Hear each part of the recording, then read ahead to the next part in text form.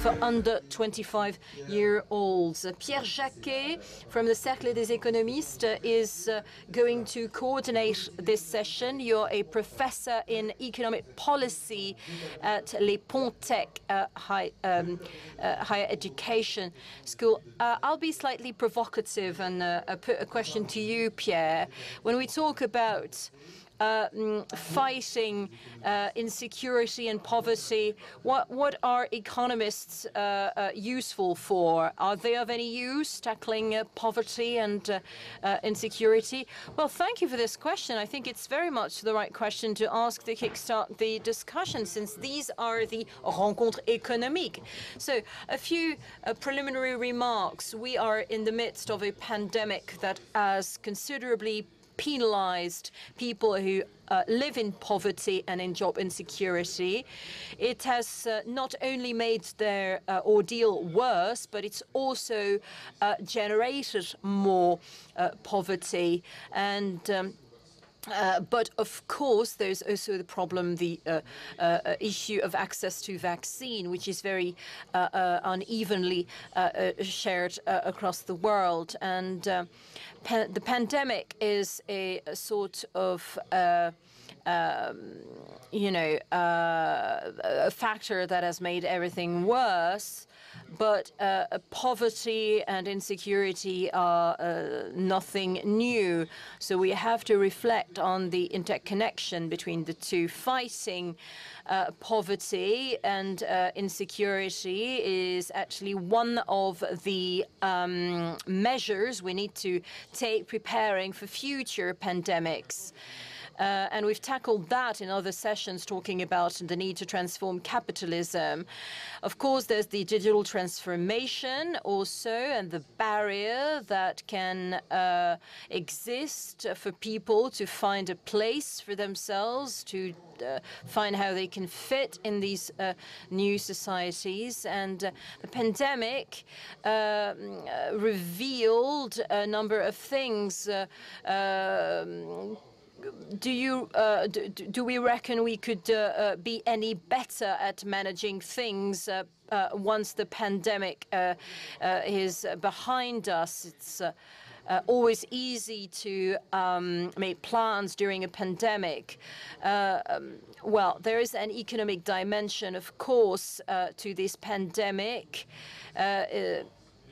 but the challenge is about people, ethics, and not only economics. And this is a vital challenge for our democracies, because there's a risk that the promise we made that market economy was going to be the end of history, these promises have not been kept.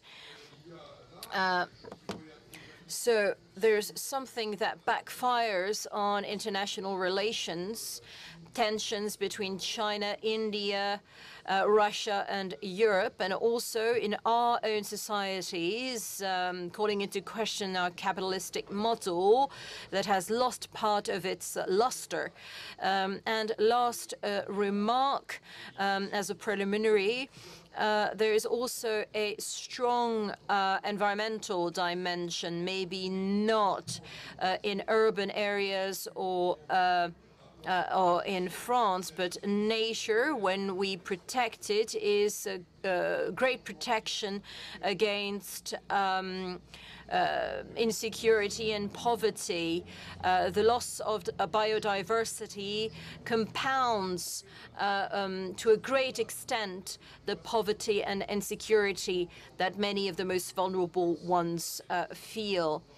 So I often lament that reality is seen in black and white, because reality is complex and you need to see the nuances. Since we are here at the Rencontre Économique, well, how are economists of any use in tackling a pandemic? Well, economists help raise awareness about problems and seeing the situation. They also look for the root causes of things and understand processes and mechanisms. And it is important to conduct analysis, not because you think they're gospel truth, but because they can actually fuel the conversation.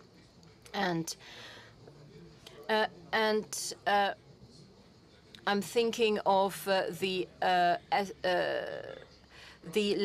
latest Nobel Peace Prize for Economy that has shed light on these questions. I think there are three areas in which we can make progress. First, economists are interested in growth, and we are discussing regaining growth and technological progress. Well, people, a minority get wealthier, and inequalities are more and get fiercer. Secondly, the economy also is about GDP. One of the young people who took the floor drew our attention on this. And monetary income says nothing about the distribution of income and says nothing of the other non-monetary dimensions. And I'll wrap up by saying that economists also recommend solutions. They say, this should be done, and we'd never know who should do it. And what's important is action, and I'm glad to see that a lot of our panelists are very much in action. And what I'm interested in is how the knowledge we generate as economists can actually feed action. And I'll stop here, and I can't wait to hear our panelists. Well, we make sure to save a few minutes for a Q&A, and of course, our audience should feel free to ask any questions they might have. That's the audience here in Aix-en-Provence, but also all the people listening to us online. I'd like to give the floor to Hafsat Abiola, because we mentioned with Pierre GDP, and there is the UN Human Development Indicator, and there's the and the necessity to also factor in the women's condition in development. That's your struggle. How do you feel that you've made progress in that regard? Thank you so much for your question. So I'm listening to myself. Do I have to, let me see if I can, I don't. Allô, allô, est-ce que vous nous entendez, Hafsat? Can you hear us, Hafsat? I'll just listen to myself echo back. So women, I think it's very important that we support women. But before I speak about women, I want to say that I'm so honored to be part of this event, and I'm sorry I can't be there in person. Hopefully, I'll be able to join you next year. I'm glad that I'm the first member of the panel to speak, because I think if we're talking about poverty, the capital of poverty in the world is going to be the continent of Africa if current trends continue. According to the World Bank, just under 90%, 87% to be exact, of the world's extreme poor will be found on the continent of Africa by 2030. So to fight poverty, we need to support organizations like the one I lead, which is called Women in Africa, which is actually founded by a French entrepreneur, Aude de Toin, and it's really about helping women succeed in business, because we know that the charity model doesn't work in Africa. It doesn't make sense that we give grants to charities who are doing good work, but then the grant makers change their priorities and they stop giving the money. That's not a good way to support development on the continent, because if they're giving money to help children go to school, when they stop giving the money, the children still need to go to school. If they're giving money for health and for healthcare, when they stop giving money, people still fall sick and still need to access healthcare. We believe that business, supporting women entrepreneurs, supporting entrepreneurship in general, is a more sustainable way, because the women and the other entrepreneurs will come up with a solution that earns profit while offering a service. So we can provide healthcare, we can provide education, we can provide food in a sustainable way. So it's a new kind of solidarity that we are trying to get the world to invest in and to shift to. And actually, I think, that the old way of engaging with Africa has not worked. Poverty is increasing, there's more conflict increasing. Last month I was in Mali to receive an award, and as I flew out of the country, the government fell to a coup d'etat. We can expect more of things like this as the democratic states in Africa are failing to respond to the crisis of poverty, unemployment, and the social unrest that is now gaining momentum across the continent. We need better solutions. And so I'd like to say, because Pierre said we need to come up with solutions and things that we can act on, there are a few ideas. Number one, this global tax, the global minimum tax that President Biden has put forward and that has been supported by the G7. It's a minimum tax of 15%. And it's about time that the multinationals were taxed fairly. But we have to be careful to make sure that it's not just the G7 countries and the powerful countries of the world that receive that tax, and that countries in Africa, where they source a lot of their strategic resources, also get some funds, because our states need funds to put into schools, to put into health centers. All these things cost money. It's not wishful thinking. And the multinationals in Africa are accountable for about 60% of the loss of about $50 billion each year from the continent that has been quantified by OECD and the United Nations Economic Commission for Africa. So this global minimum tax is great, but we need to make sure that enough of it gets to the continent that is fair. And then the next major thing is that we don't want any more of the conditionality and the that is put into all our interactions with the World Bank and the IMF. Because, in the end, they give us loans, and now they're even talking about giving us perhaps about $100 million in SDR sources for Africa. But when they put the conditions, in the end, the money goes back to Europe and America. And the money is needed in Africa, I'm sorry to say. Or I'm not sorry, but I just have to say. It's needed on the continent. And for our people, we want to produce, we want to sell, we want to have that money. And we know some of the money must go to other parts of the world, maybe to buy capital equipment for production on the continent. But it cannot be that the majority of the money is going back to Europe and America. And if that's the case, then why don't you just hold on to the SDRs and know that you did nothing for the continent and pretend to be doing something that is actually nothing? Then another big area is we don't want donations, like this vaccine donation. Vaccine donations for 1.2 billion people. At this point, we have out of 100 people that is getting vaccines in Africa, for every 100 persons, 3 people are vaccinated on the continent. For the developed world, the numbers are for every 100, 75 vaccinated or to be vaccinated very soon.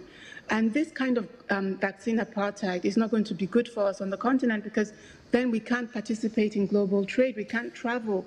Even we're being told by the EU that the vaccine that we've been using, AstraZeneca, produced in India, will now not be authorized. So we will not be able to come to Europe having been vaccinated by this vaccine. Well, we know that Europeans have a very high standard, but you cannot have such a high standard that that the rest of the world cannot interact with you, and not especially the world that is providing 75% of the coltan used to produce phones, and that also has a long history of contributing to your wealth. If you have any sense of justice, you should explore this issue and come out with the right decision. Afsat, merci, je suis désolé, je vais vous demander de conclure pour qu'on ait le... Can I ask you please to wrap up, because we'll come back to you. Morocco, in Nigeria, in the countries in Egypt, there are certain countries who are gearing up to produce vaccines that can then be used on the continent. In essence, let me round up by saying that we want a situation where we have trade, not aid, and that the trade should be to build our own capacity to do for ourselves, not where you are doing for us, because 1.2 billion people should not be dependent on the charity of Europeans, as noble and great as they may be. Afsad, je ne sais pas si vous nous entendez. Merci beaucoup. On va passer la parole aux autres membres du panel. I don't know if you can hear us, but we thank you very much, and we'll come back to you, of course, later to discuss these major challenges. Mariette Garamond from ATD Garamond and member of the Scientific Council on COVID. Do you think that this pandemic has completely be a game changer? And I'm thinking of jobs, which is, of course, at the core of your action. Well, yes, why not draw the link between my first hat as head of ATD Garamond and the second as a member of the Scientific Council on COVID. We can't turn a blind eye to the fact that so many people are homeless and in great poverty in our country, here in France. And we can't turn a blind eye to the fact that it didn't start with a pandemic. They were there before. You're asking me to talk about jobs. ATD Garamond, over the last 60 years, we've experimented on how we can eradicate poverty and serious poverty. It is about giving people back their dignity. Well, ATD Garamond firmly believes that the market, left unbridled, cannot generate enough jobs, and that all market forces end up being too destructive of people, and that we can no longer accept that the way we've actually taken that for granted for a great number of years. You are probably familiar of this experiment, those local areas where we wanted to reach zero unemployed people. There were 10 pilot local areas, and it's supposed to be upscaled to about 50 additional local areas. It's about eradicating long-term unemployment in targeted local areas. The first finding, and I'm not going to go into the details of that experiment and describe it, but I'd like to share 5 findings with you because it ties in nicely with that economic issue that we're discussing this evening.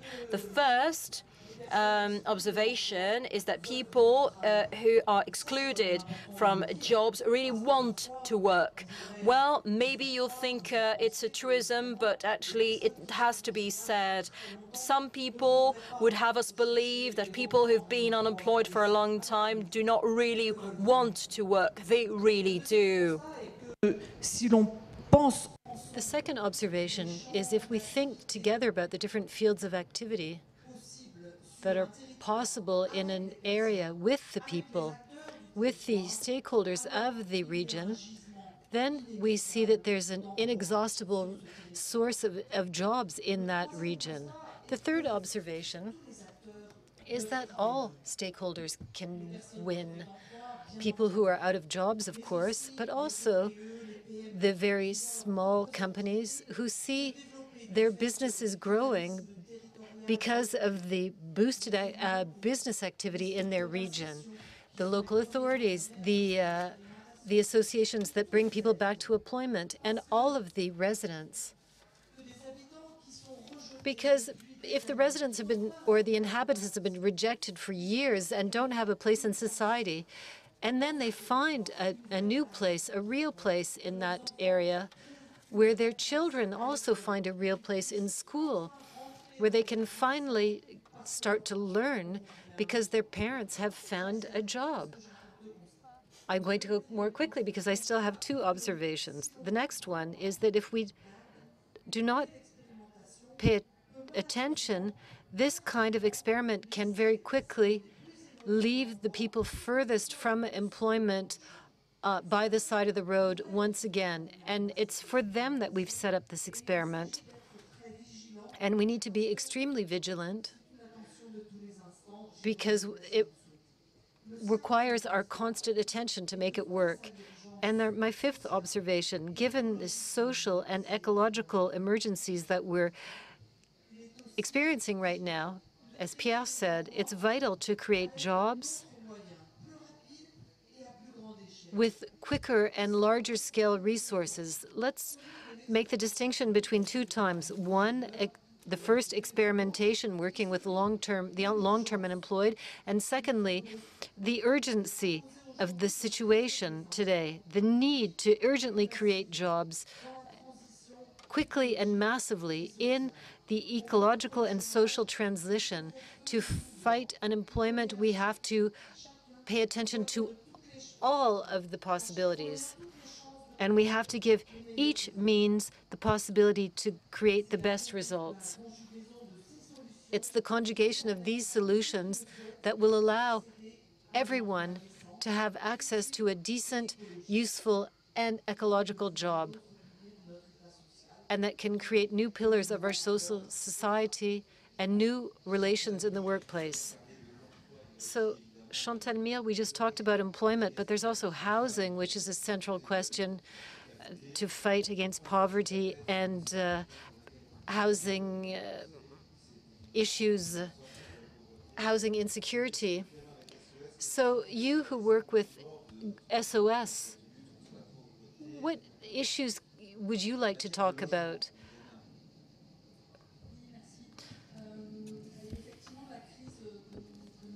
The crisis that we're living through right now has made the socioeconomic situation of the homeless even more fragile because of job losses, the loss of resources, and rights to certain government aids.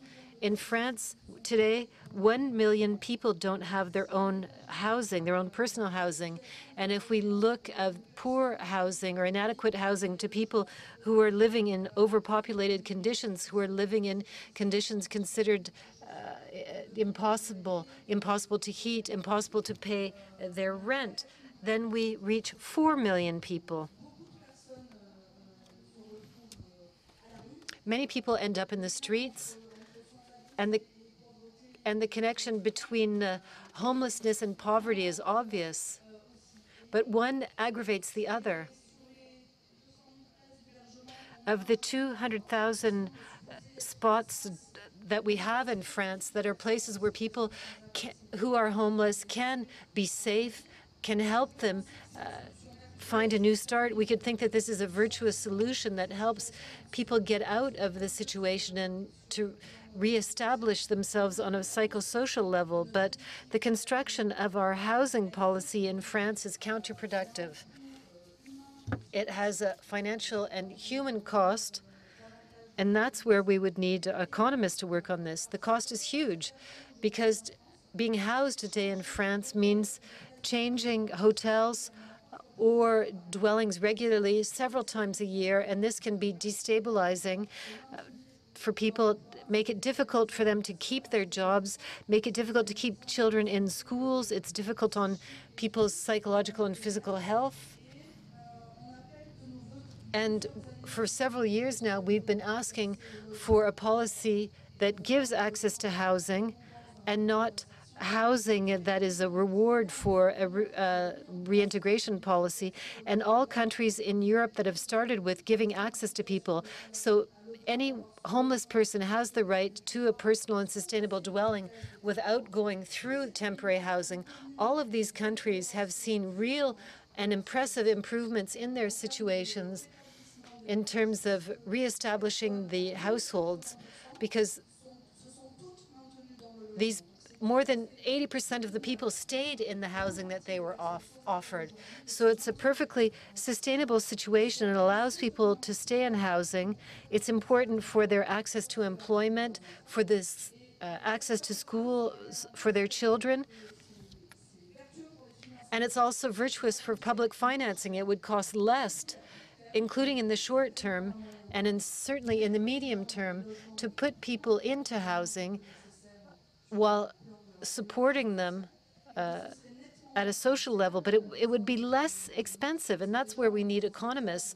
We're in a field where we don't have enough data. The last INSEE survey on homelessness dates back to 2012. There were 80,000 spots in France, emergency housing, and in 2021 we're at 200,000, and we know that this is insufficient. So very clearly we don't have the data, we don't have sufficient knowledge about the people that we're supporting, and without this knowledge, how will we be able to build a public policy, a sustainable and relevant policy in France? And as concerns the cost of this housing policy and access to housing, you have to take into account the costs that are avoided because of the fragile nature of these people. They often call more on hospitals and social assistance. So we need strong political will in France to deal with the homeless, and we need the help of economists to support experiments at a national level on these questions. Thank you. Now we're going to turn to Jean Drèze. You're an economist and you're online with us from India. I hope that you can hear us properly. And please pay attention to the time that you have to speak. Wearing your glasses, the view of the economist, can you tell us how we can get economic analysis to dialogue with initiatives in the field to fight against poverty? First of all, thank you for inviting me. I would have very much liked to be with you in flesh and bones, but it is not possible at this time because, as you know, India is going through a terrifying health and humanitarian crisis. The recorded deaths from COVID have already crossed 400,000, and recent analysis of death registration data suggests that overall excess mortality is already in millions. This is the worst humanitarian disaster that has happened in India for the last 100 years, with the possible exception of the Great Bengal Famine of 1943.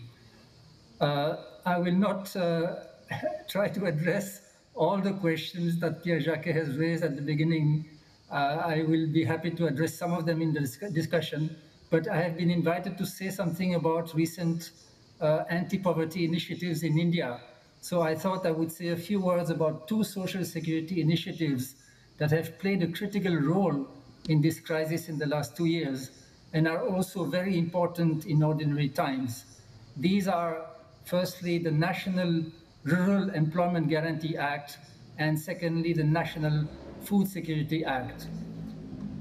Under the Employment Guarantee Act, which was passed in 2005, all rural adults in India are entitled to work on local public work within 15 days, with an upper limit of 100 days per household per year. This is not just an anti-poverty program, it is also intended as an attempt to raise the bargaining power of the working class by giving them a fallback option in the event of unemployment. More than half of the workers are women who have very few paid employment opportunities in rural India. And so the Employment Guarantee Act also makes an important contribution to gender equity. And of course, it is also an opportunity to take many productive activities such as land improvement, water conservation, afforestation, and the construction of roads, well dams, and many other assets. The National Food Security Act was enacted in 2013, and it essentially covers 3 sets of entitlements. Firstly, midday meals for children in schools and childcare centers. Secondly, maternity benefits for all pregnant women, although this is yet to be fully implemented.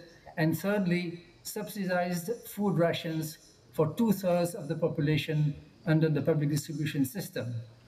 In practice, of course, these two programs don't work exactly as they are supposed to work under the law. For instance, workers still have to fight at every step for their entitlements under the Employment Guarantee Act, whether it is the right to work on demand within 15 or to payment of wages within 15 days or to basic worksite facilities.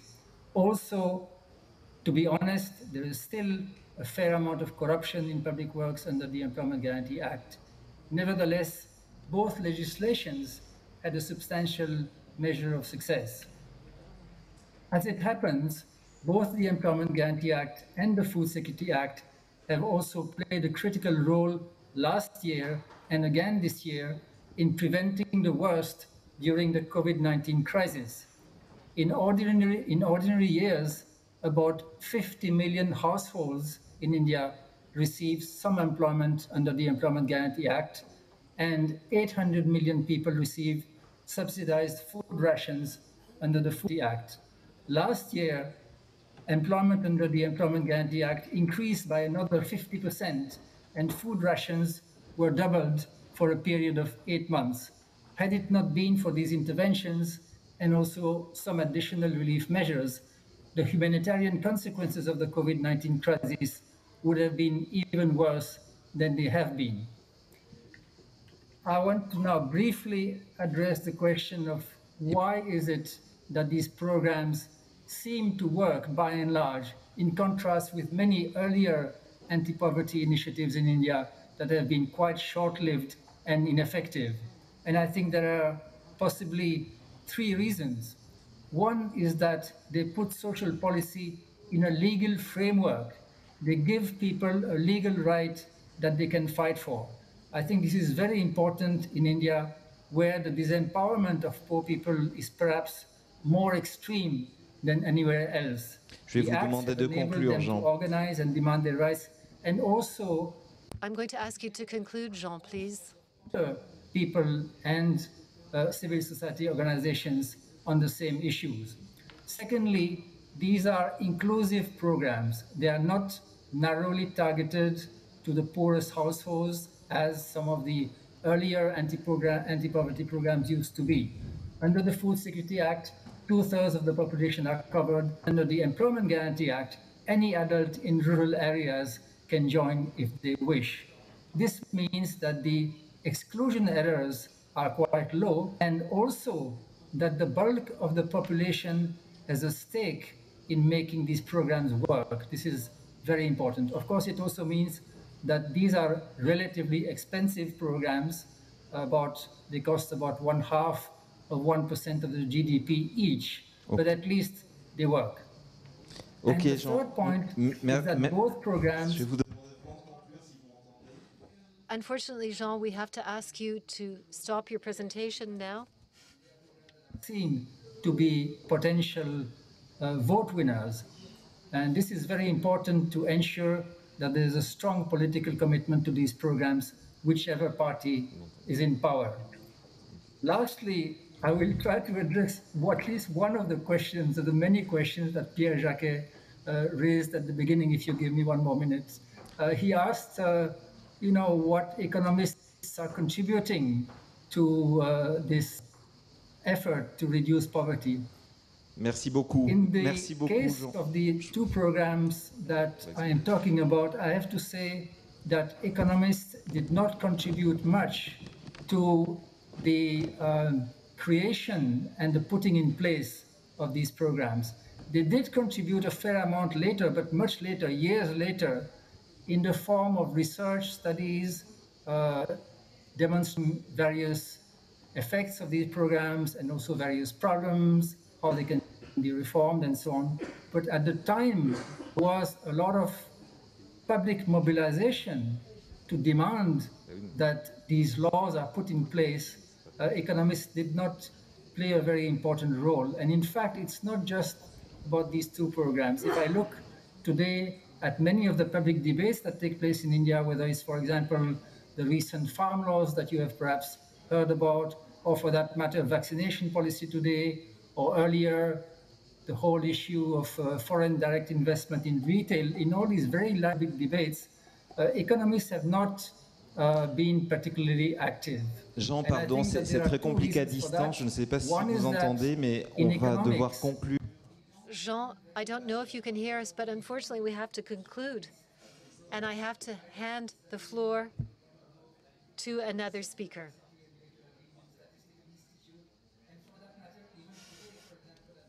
of economics, what we learn about is a lot of models, economic models, especially mathematical models, but we don't necessarily learn a lot about the economy.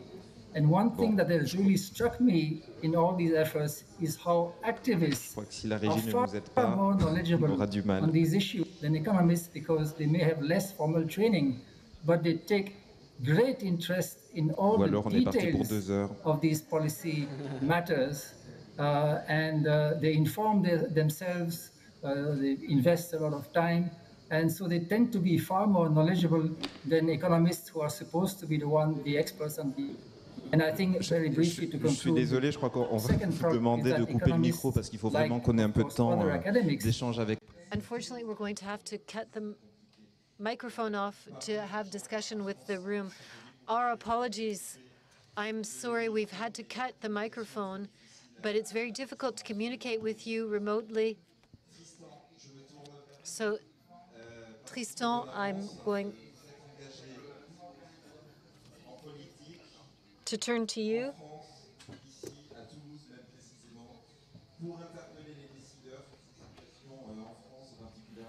I'm sorry, I'm getting the sound from both sides.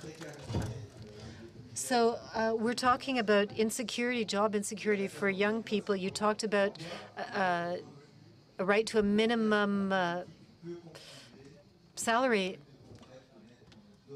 How can this contribute to the what was put forward by our other speakers?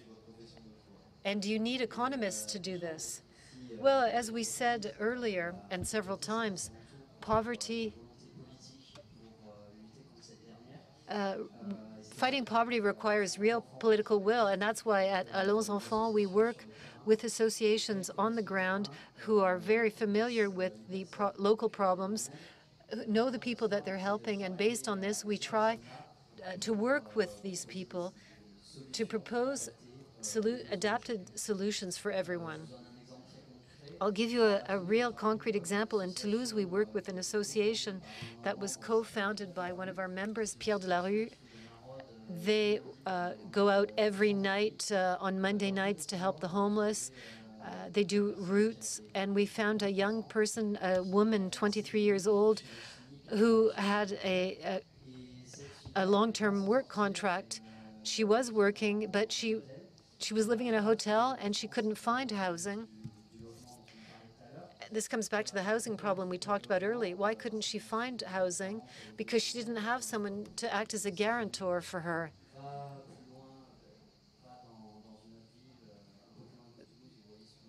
And she was told to go live in another city closer by where the rents were less expensive. If she did that, she would lose her job. She didn't have a car. So how could we help her? At that time, I was a candidate for the regional elections, and we talked about this in the debates.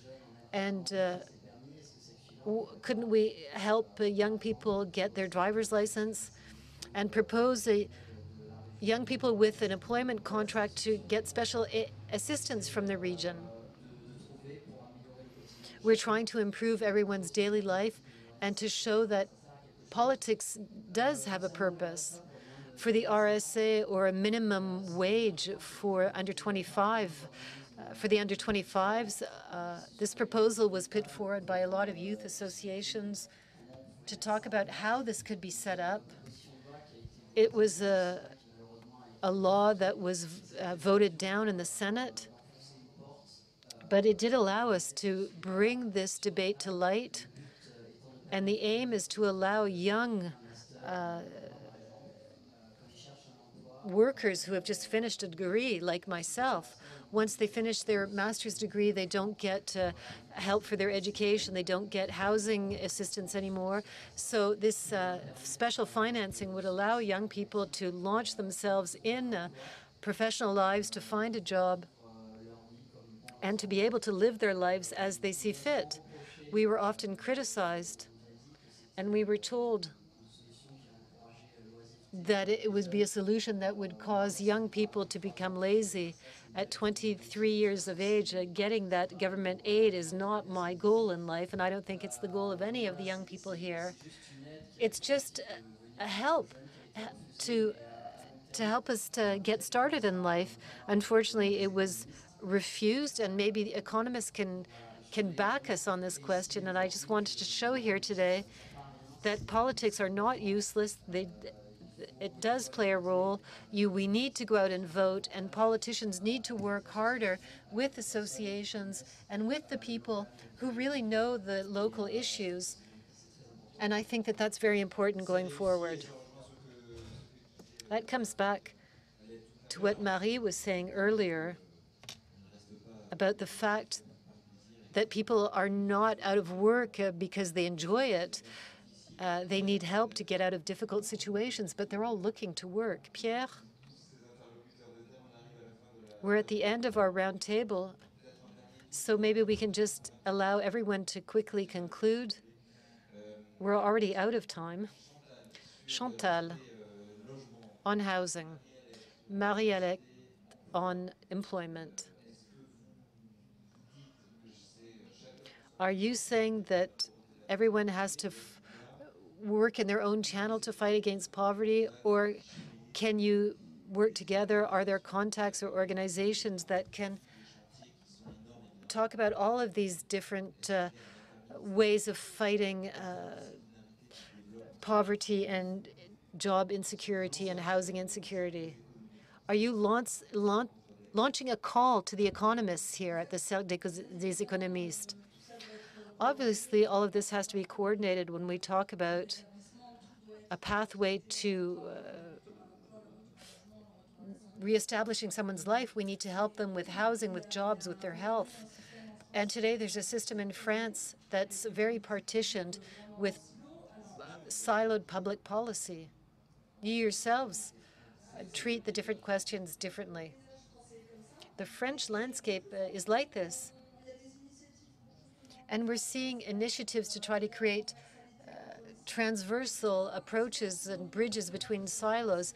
I don't think this will take place at a national level. It will take place at a regional level. If in one region we can get all of the stakeholders around the table together, those from housing, from employment, and the politicians and the services of the region and the state, the elected officials, everybody, the private sector, it's at this scale that we'll find concrete solutions and not just public policy. Mariette, you have proven that the regional level is the important one. You're asking me if I would call out for help to the Cercle des Economistes. Yes, I am, because the society that we're hoping for is a society that doesn't leave anyone by the wayside, and we really need to think about it together. It's only together that we will be able to build this society.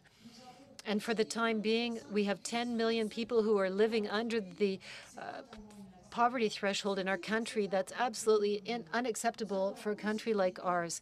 We have the possibility to eradicate poverty, and I really believe that. We can do it together. We must absolutely work together.